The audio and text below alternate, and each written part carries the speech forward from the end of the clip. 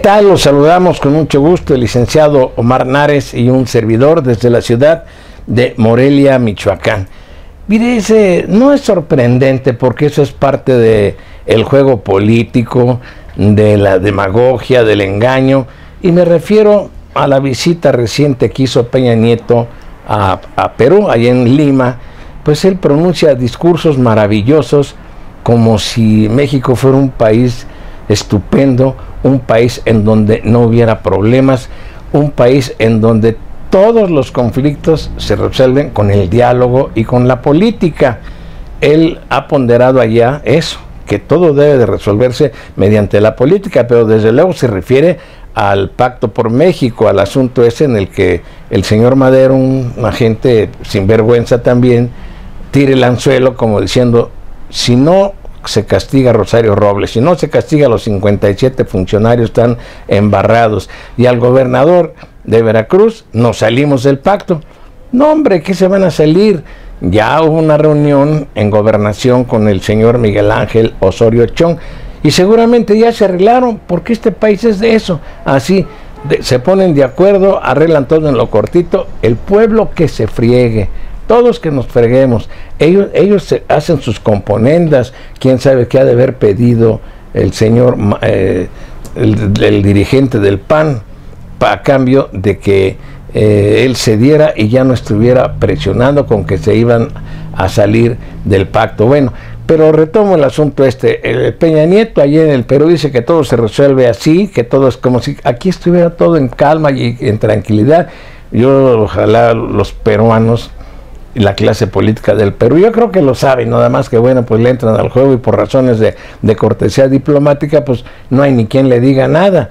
Pero no hay día, fíjese bien, aunque los medios que son aliados del gobierno lo ocultan, que no haya encobijados, encajuelados, decapitados, ejecutados, familias enteras son ejecutadas, gente colgada en puentes que hasta por ahí publican caricaturas como si fueran piñatas, cosas terribles, y no se diga la gran inconformidad social que hay en este momento.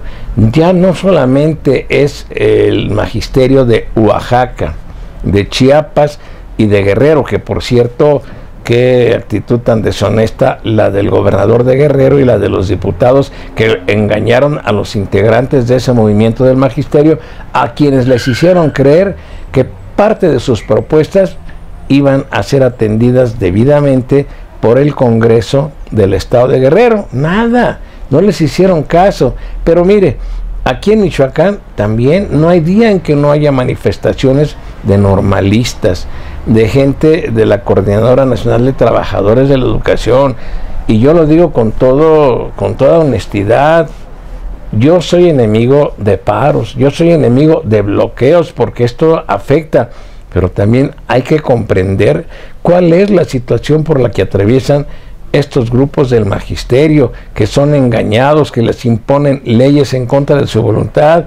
Cuando se hizo el Pacto por México, jamás los tomaron en cuenta para que opinaran sobre una reforma que ya fue aprobada por el Congreso. Pues el Congreso está controlado por el señor Manlio Fabio Beltrones, por el señor Emilio Gamboa, y claro, con la complicidad de los chuchos, con la complicidad de algunos panistas, no de todos, pero tienen esa complicidad. Fíjese que yo me quedé pensando algo en una ocasión. El pacto como el que signaron o como firmaron la dirigencia del PRD y del PAN, pues es un pacto de plastilina, de simulación. Le quiero decir esto: si de veras fuera un pacto legítimo, un pacto honesto, ¿quién cree usted que debería de haber firmado un pacto? Pues los que perdieron en las elecciones federales debieron de haber firmado el pacto.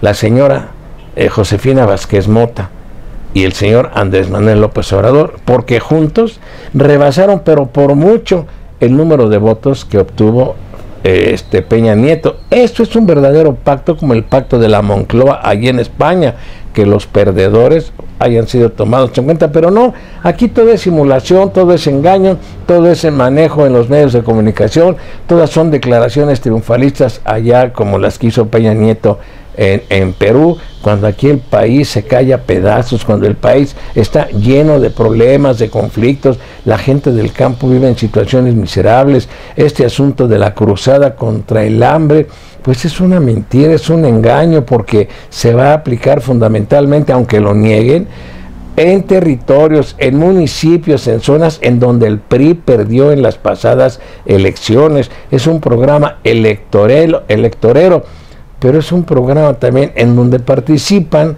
empresas que han causado graves daños a la salud de los mexicanos. Ahí está la Pepsi-Cola, ahí está una serie de empresas que ya ni quiero mencionar. Fíjense, por ejemplo, no sé si ya lo mencioné, la Nestlé. La Nestlé, un solo producto de Nestlé no se vende en otros países como en Inglaterra. ¿Por qué? Por lo dañino que son sus productos. Está prohibido.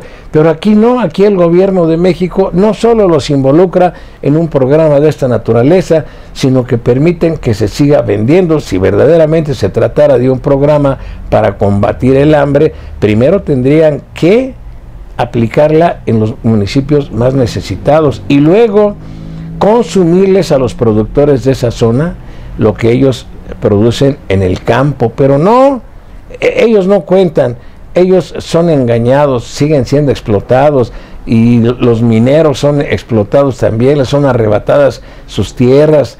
Y ahora con este asunto de esta iniciativa del señor Manlio Fabio Beltrones, que por cierto pues es del grupo de Salinas, esta iniciativa que fue aprobada ya fue transformada en ley para que los extranjeros puedan adquirir terrenos cerca de las playas.